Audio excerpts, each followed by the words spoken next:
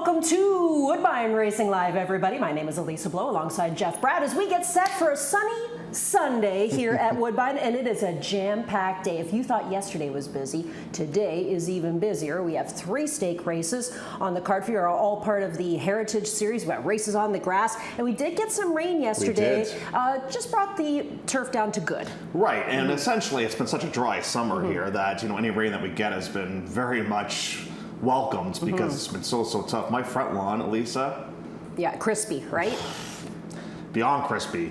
The way you like your hot dogs. I was just going to say that. By the way, free hot dogs today for an HPI account holder. Yeah, and if you use my name, you can get mine too. So don't forget those. But yeah, no ends. We got that rain. And I was thinking about that last time. Will we be off the turf? I'm like, we might not be because we do need the rain so badly. I know. Yeah, looking forward to that. Now, of course, we got to start off the day with a little bit of somber news about Emma Wilson. And, you know, our fingers were crossed yesterday when we heard that she was injured and taken away to the hospital in a morning training incident. Here's the quote from Emma Jane. So unfortunately, man, oh man, she's fractured her collarbone and she's out for, geez, I'm going to say at least a couple of months. Yeah, I think it's, knowing her though, she'll be back in 3 weeks if she can do it. But yeah, so all the best to Emma. I mean, it's been just such a tough go for her. It's, you know, she finally makes it back, then she gets hurt in that starting gate incident, and then she gets hurt in a train incident. And then gets it's just been the roller coaster ride of emotions for her. So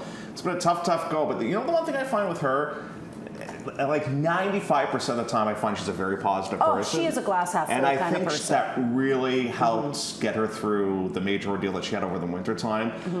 She's got a great support system. She's got a wonderful wife. She's got 2 beautiful daughters as well. So she's got a real nice support group, which I think is fantastic. And a family that's behind her and fans that are behind her as well. So our best goes out to Emma Jane as she recovers from that incident. Now let's talk about what happened yesterday. It was a great day for Mark Cassidy and a great day for Sahin Savachi, who had a fantastic day at the office. And we'll start off first with taking a look just at how the track played. Now, on the Friday program, it was very speedy and a little more fair, I would say, yesterday. I would agree with that. And our one closer that did win yesterday, we're going to take a look at it in a couple of seconds. Favorites were 40% overall. I found yesterday's card and today's card very tough. And when I got through Saturday's card, I had a big sigh of relief, and then the overnight came out for Sunday. I was like, man, this one's not any easier. So it's tough. It's really tough. But let's take a look at the lone closer from yesterday. This was the Trillium Stakes. It was Literates who was able to pull off the victory here. Real good ride from Savachi.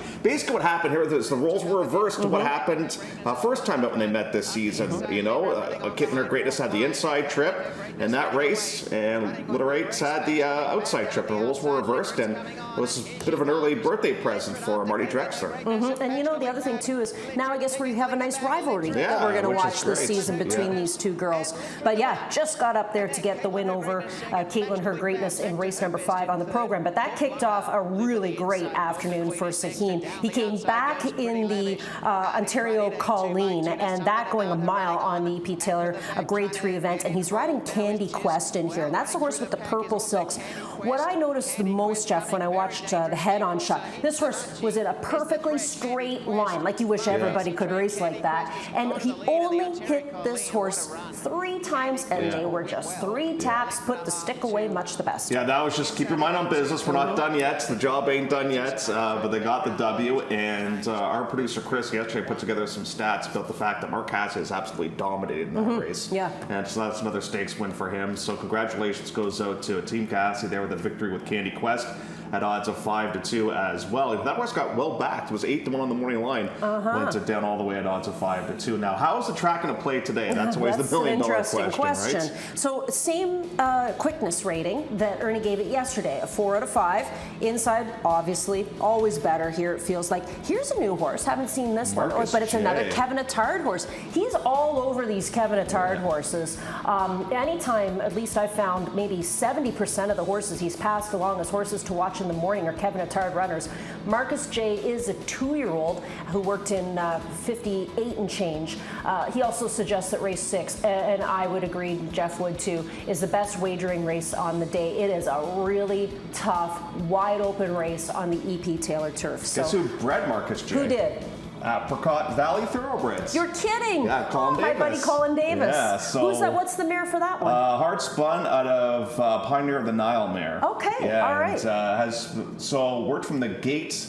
2 works prior to that, worked from the pole today, so just got up to 5/8 today, so probably about a month away. Oh, that's exciting! Yeah, that's always fun for Colin. You know, he got into the breeding industry via the programs that were offered from Ontario Racing. You know, to go down and buy American mares and bring them back up here, and they helped you out with 50% of the bill. So $60,000 Keeneland purchase. Good for season. him. Very good. They'll be really excited about that. Alrighty, so that's what we have from this morning. But now it's time to get deep into the topics. Oh boy, here we go. Here we go. Now, yesterday we had our new producer, Chris Platts, and he gave us a wonderful script yesterday to work with, and he's given us another one to work with here today. This is all Chris, I should say. Can't use nicknames on this show. Yeah, no, can't use it. But he's saying who's got the hot hand. And we know Sahin had a great day yesterday, won 3 races on the program. Pietro, we saw him in the winner's circle twice too yesterday. He won with City of Oscars for Cassie, and he also won with Biles, which was the Josie Carroll horse that we were looking forward to.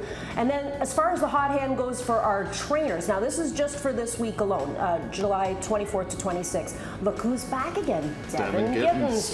Josie Carroll, she had a good day yesterday. She won a couple of races. She won with a Little Frisky back in the 3rd, and then she won with Biles in the 7th. Mark Cassidy, of course, won 3 on the program yesterday as well. Look at the money that he's bankrolled so far, $171,000, and that's just this week. Yeah, no, and Devin's got a busy day today too. I think producer Christy's got 3 on the program today. So. Oh yeah, well they're live. That's a very live barn. And you know what's going to start happening to Devin too is he's going to start getting better quality horses too because he's having so much success, and he's going to start to be able to earn a little bit more money too. Because right now, for the most part, he's got kind of like 25,000. I think would kind of be the top for him, maybe 40. But eventually, he's going to get some allowance type horses, which is great. Yep, claimers give you your education, and then hopefully you catch people's eyes. What a great way to learn! Like it's not. I'd rather learn that way. Don't give me a steak horse right off the bat. Oh you know what I mean? Absolutely. You learn a lot of things from those claimers. All right, the first of 3 stakes events comes up for us in race number 2 on the program. This is the Lake Superior, going 3/4 of a mile on the EP Taylor turf course, listed as good. We're using the whole course today. Jeff and I are quite interested in a first-time starter. In fact, we're hoping to catch up with Tony Gadalero about the 3-horse Philip Banks, a fun name because the mare of this horse is Fresh Princess. In West Philadelphia. There you go. You knew Jeff was going to start singing or rapping. That could happen. But this is a first-time starter that we're interested in. But both you and I have gone towards this Rikayashi horse, that being Deputy Daddy, because there's a lot of speed in here, and this horse could sit in a nice stalking position. What I like is the horse they beat last time out. Now, Philip My One, I think, is a nice Ontario sired horse that's going to win those 40,000 non-2, non-3 races. And on this day, Philip My One was the heavy favorite. Your boyfriend was in this race. Jagger's Got a Gun, who eventually finished in the 3rd place position. But I just love the determination with this horse. Ears are pinned right back and just keeps coming. Just relentless pursuit of this horse, which is fantastic. Just keeps coming. We'll get up to win this race at 9-1. I don't know. Can you think off the top of your head, has Kevin Nichols won a stake here? I don't think he has. Yeah, last year. The one that Rodney Barrow had. A real good looking horse. Wicked Django. Yes, you're right. That's another good looking horse. Right. You're right. It's good. See, that's why I bring you to the show, because you're my encyclopedia in here.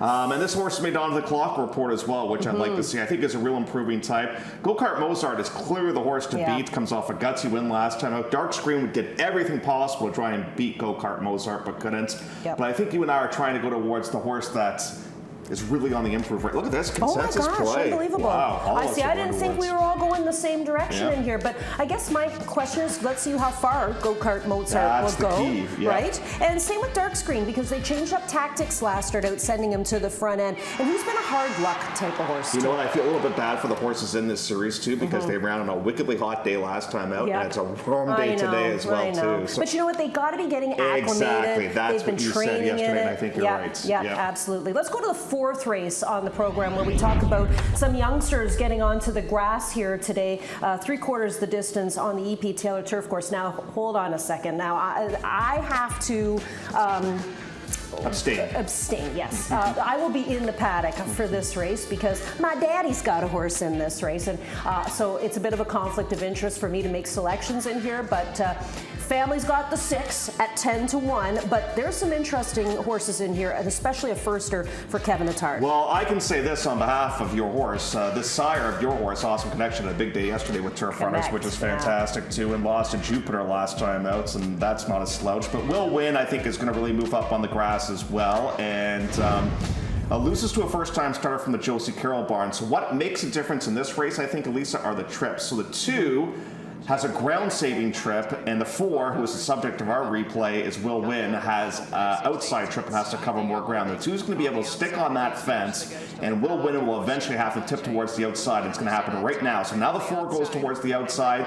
The 2 gets a beautiful split coming up right here, and now gets a split between the horses, and now here we come, and we have to make up all this ground. So now this Josie Carroll horse gets a major jump on us, and here we come with Will Win, and we get more ground to work with here today. 6 furlongs, the War of Wills. Obviously on turf, they shouldn't have any issue as well, but just can't quite get there. So I like that race there from Will Win. Now there's Thundermaker in here who thinks going to take a lot of money. You've got an L&J Foxwood horse that is by the name of Court, who's probably going to take some support as well because of the connections too. So the key is the clock report, and they're going to go towards Deputy Curlin in here, and they had a nice horse yesterday that they gave us. And guess who Deputy Curlin is related to? A horse that ruined our day a couple of days ago. Oh no. Weller Green. Oh. Weller Green was able to get onto the turf multiple times and finally won, and this is a half to that one. This is Deputy Curlin. Huge foundation underneath this horse too. You know, there's so much work put into this one before making the debut here today. I love your picks in this race. And it's tricky too because, as you know, Jeff and I are going to play the pick 4, but I have some say in it. Yeah, not fair for me to pass. Well, we're going to use your horse in our pick 4 because we would be kicking ourselves if your horse. You'd be out of the will if we don't use the horse. All right, so we've got some live tickets that this was fun. This was really fun yesterday because it's not something that we normally do, right? To do tickets on the fly. We don't talk to each other about them. We always talk to each other about the pick 4, but we never talk to each other about these. And yesterday, they all came in. Except for the pick 4. Except for the pick 4. And so we were very, very happy with ourselves. But we're going to do an exactor, and that's going to start in race number 8 on the program. So we're going to look at the 8th race, and 8th is the Thunder Bay. I mean, to me, it's 2-6 all day long, right? The 2 Kevin horses. Well, I disagree. Who do you like? I have Wozniacki. All right, and yeah, that could be a 2. So let's do this. Let's do this. Let's go. Who's your price play in that race? Do you have a price play in that race? Out of curiosity, or not really? Not really. Do you have Zippy Gamble in there? I do have Zippy Gamble, and I got Wozniacki. How about this for an exact? I'm going to toss this out here. So let's go 2-5-6 over 1-2-5-6. 2-5-6 over 1-2-5-6. Makes sense to me. That'll be a $12 play, and if we get that Zippy Gamble, who's your price play in that race, we'll be able to cash. There you go, 2-5-6 over 1-2-5-6. Okay, that's the first one. That's the first one. Now, what we need is we kind of need some prices in there. Yeah, we do. You know, we got lucky yesterday with the price. If we hit and it's kind of chalky, we might break even. But if we get your horse seconds. And we've left out the 4, who is the second choice in the morning line. We don't have that horse. No, now, that one really woke up on the grass. For pick 4 purposes, do you want to use the same horse we got on top, 2-5-6, again? In this 8th race to start off the double that we're going to play? Yeah, exactly. Okay, so 2-5-6. 2-5-6. Now, in the 9th race, which is the Pink Lloyd. I'm pushing my chips all in on the horse in this race. Is it? Which John Ross horse is it? You want to use both? I think you got to use both. All right, 4 and 5. Me too. I mean, it's 5-4, 4-5 all day long for me. Unless you think Light the Lamp can show up with a big effort getting back. Yeah. I mean, he's been great, but I think we got to try and beat him. You know, I don't think, I mean, Huntmaster, obviously we respect the horse, but it's just the 2 John Ross horses really do stand out. So that'll be our double. All right. And then the pick 3, which will be the 8th, 9th, and 10th. So we go back to the 8th. We go back with the same 3 horses. 3 horses, yep. Then we go back to the 9th. So 2-5-6. Same thing. So 2-5-6 over, 4-5 in the 9th. Sorry, 4-5, yeah. Okay, then we look at the 10th. Oh boy. All right. This is the tough part. I know who's winning this race because of our producer today, who's working, Chris Platts, who was like, you guys don't know what a Velociraptor is? Guess Hello? who just texted me? Chris Platts to say Velociraptor. Don McRae, but like the lamb. Uh-oh. He used an explicit word Oh, no. because we didn't use like the When we lamb. have to beep? Oh, Okay, there's where's the beep. that? Okay, sorry, Donnie McRae throwing me off. Velociraptor is definitely the horse I like, Okay. and the 13, Paradise Perfect. And I want to use the 2 and the 12. So 2, So 7, 2. 12, 13. How'd the 7 scoot in? That's my top pick. The 7? Yeah. Okay, that's great. Really? Tossing my top pick, you're making fun of me. Yeah, Red Weaver. I think the horse will appreciate the move to the bigger course. So 2, 7, 12, 13. Boom. Very good, Jeffy. And we hit them. Apologies to Donnie yesterday. McRae. Donnie, I love you Sorry, and all, Donnie, but we'll still take dinner. well, see, here's the thing with Donnie. He plays hockey. Yeah, like the yeah. lamp's a hockey term when you put the puck in the net. Mm-hmm. How many hat tricks has Donnie McRae scored in his career? He put 2 pucks in the net already with like I know.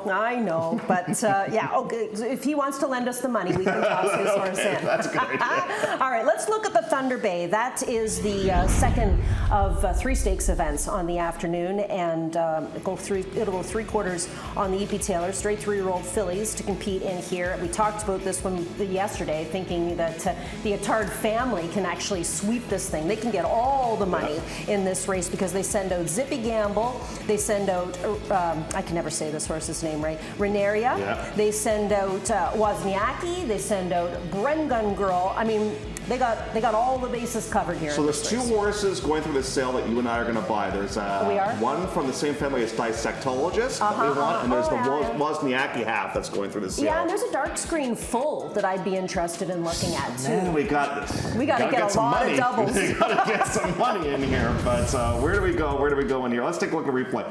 Okay, this is a mean replay for producer Chris to show because this killed our pick 4. We love Sweet Passions on this day. The horse had a trouble trip on June the 14th, was on our watch list, and we put this horse on our watch list board in here, and we're like, oh, he's going to get the split. He's going to win. This is fantastic. We're cashing. No!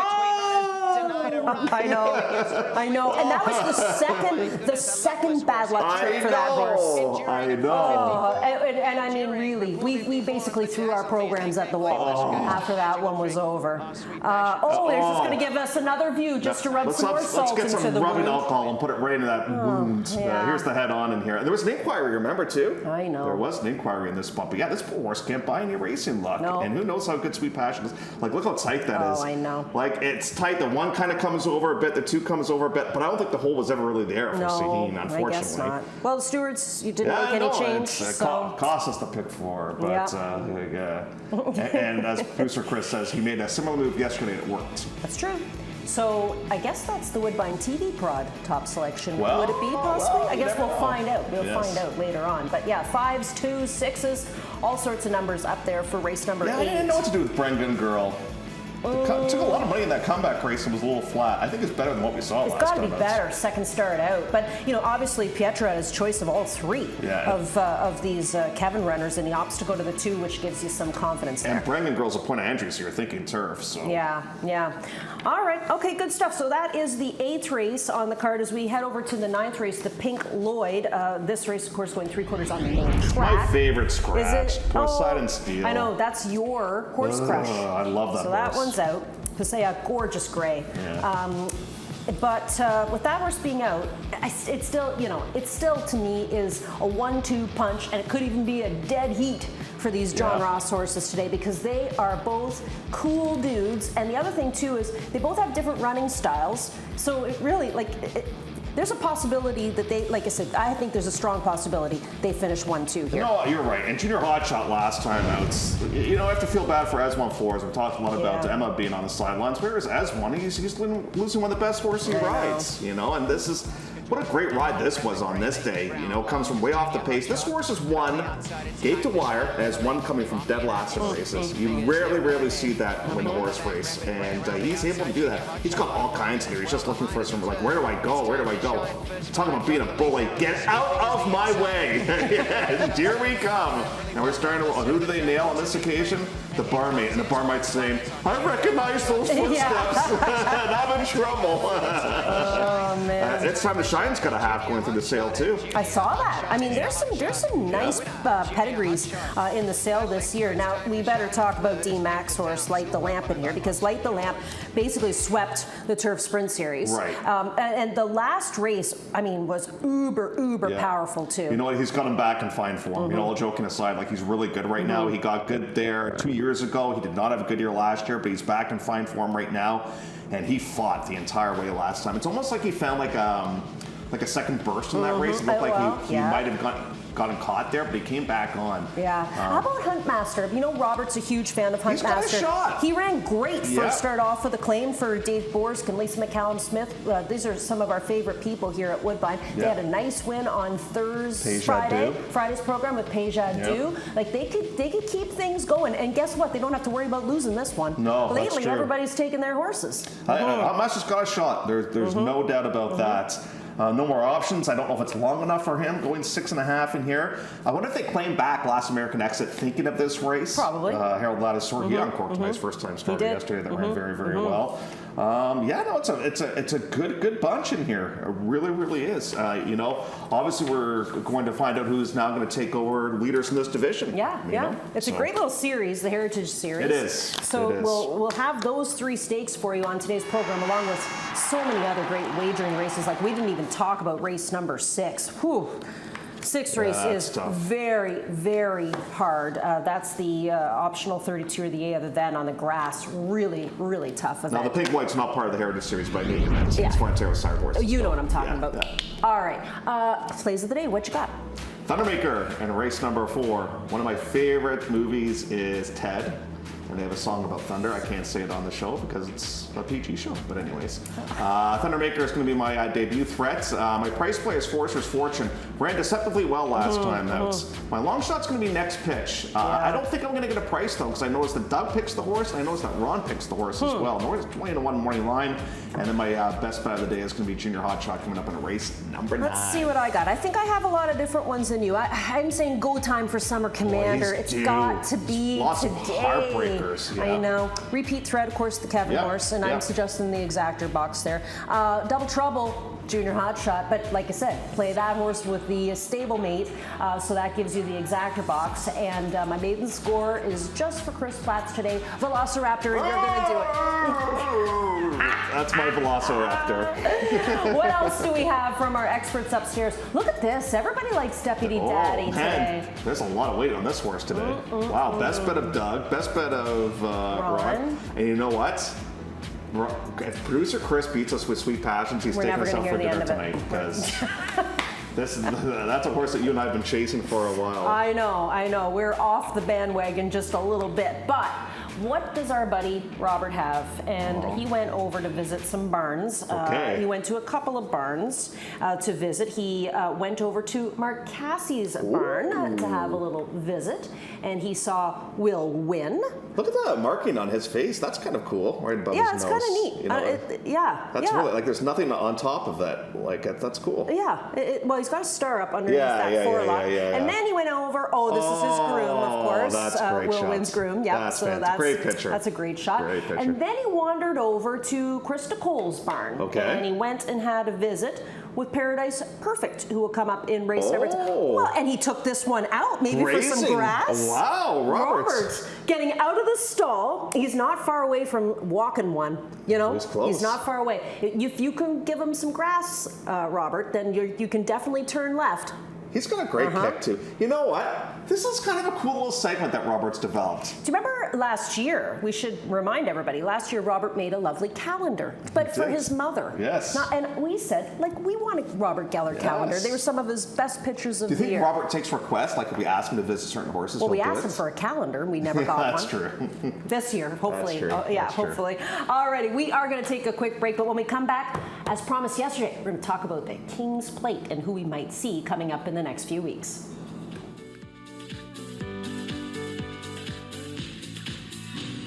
Love horse racing? HPIBet.com is Canada's leader in online horse betting. Access thousands of live races from hundreds of tracks worldwide instantly. Enjoy the most advanced betting tools like AI Smart Picks and exclusive cashback rewards you won't get anywhere else. Join today and get up to $100 in free bets. Get the ultimate horse betting experience with HPIBet.com.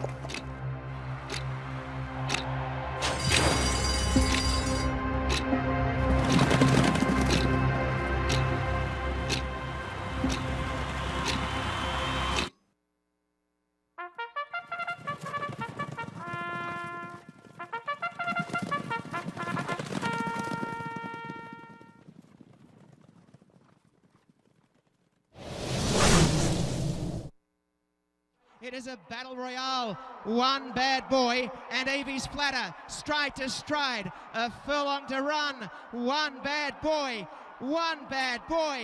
never looked better and has got the Queen's Plate well and truly won. One bad boy, 3 lengths. Avies Flatter second, Tone Broke third. He's a Macho Man fourth and Desert Welcome Ride back inside the studio. Yeah, taking a look back at the 2019 edition of then the Queen's Plate, now the King's Plate. And that was an American shipper that came up to get the win. And we have a few American shippers that are going to partake this year as well. We do, and one of them is going to be one of the morning line favorites, I would think, and we'll get to that horse in a couple of seconds. But the one thing I'm always intrigued about is there going to be any changes to the wagering menu. And here's a look at a bit of a sneak peek as what do we have in store. Wow. $1 million in pick 5 guarantees. Wow. And if we don't meet those guarantees, it comes with Elisa blows south. Good. Well, so lots of pick 5s. Lots of pick 5s will be a mandatory payout of the Power Pick 6, mandatory payout of the Jackpot High 5 as well. I don't know how many races. I think they tend to try to have 12 or 13. Generally. Yeah. So we'll see what materializes there. We'll probably have a little bit of an earlier post time as well. If we have 12 or 13, I think I'm just going to sleep here in the studio and then be good to go the next day. So here's a look at the probable fields. I want to ask you this question because I was thinking about this last night. If you were Ernie, who would you make the morning line favorite? Right now? Yeah. Probably Notorious Gangster. That's fair. Yeah. Do you think No Time has a shot to be the favorite because she ran quicker than the boys did and she got the best last race flyer? Filly always gets the respect. Look at Caitlin last year, right? True. Like they don't always get the respect. Let's say Johnny V comes back up to ride. Okay, I'll tell you what. Speaking of Johnny's, John Charlambus's horse will be one of the morning line favorites. Ride? Scorching. That's an interesting question. Someone will likely come up, I would think, from the States for that one. And of course, Sudbury's Ghost won the plate trial, so that'll be a low price morning line horse too. But what about Tom's Magic? If you were with us, how long ago was that we showed you Tom's Magic's race? 3 months ago? 2 months ago? And we were talking about horses to keep your eye on down in the United States that may be contenders for the King's Plate. And that is a horse by the name of Tom's Magic. Now, he has never raced on the synthetic. He has only been on the grass, but this is his last race from Monmouth. He's the one horse in this race. Yeah, real good looking, kind of a chestnut, right? Real good looking horse. Like, it's a beautifully bred horse. And all he's done is race on the turf. So you say breeders for sure. He'd come for that one. But we're hearing he's coming up for this year's plates, and who would ride him? So we'll have American riders here for a lot of these horses. Was the Wesley Ward horse on that board? Yeah, that was an interesting one that broke his maiden. Sprinted I on the think Pietro rode him when he broke his maiden. So obviously Pietro's going to be committed to Mancetti most likely. Yeah, it sounds like the gate's going to be full though. We're probably going to have 17. I think that's the max. Ooh, I like 17. Yeah, so that'll probably be the max, and we're getting closer. We're 3 weeks away. I can't believe. Have you got your outfit? It'll be a suit. It's much easier for a guy. Yeah, no kidding. I haven't even thought about it yet. Yeah, no, but I think, and this time, so the plate's on a Saturday, which is going to be the second or third time we've had it on a Saturday, and this is Elisa and I doing the show on Sunday. Walking zombies. But we'll get through it. We'll get through it. We always do. We'll have a sleepover here in the studio. Maybe we'll be some ready AI to go. for hosts. That would be fun. Maybe Randy would like to come in and fill in. Randy and Chad can come fill in that day. Who's your, you don't have to stick with this pick, but who would you pick right now on the plate? I'm still sticking with Notorious Gangster and Scorching. They'd be probably my exactor right now. I'd probably go with, I like the Philly. I'm either Gangster or No Time. I know. Well, we're going to have to find out how everybody's training in between. Maybe credit to Sudbury's Ghost. Maybe not. And that would be a great story if that horse happened to win. I mean, the barn is hot right now and a great story for a small breeder as well. We've got 22 minutes to go before race number 1 of 10 on the program here today on a lovely Sunday from Woodbine. Good luck.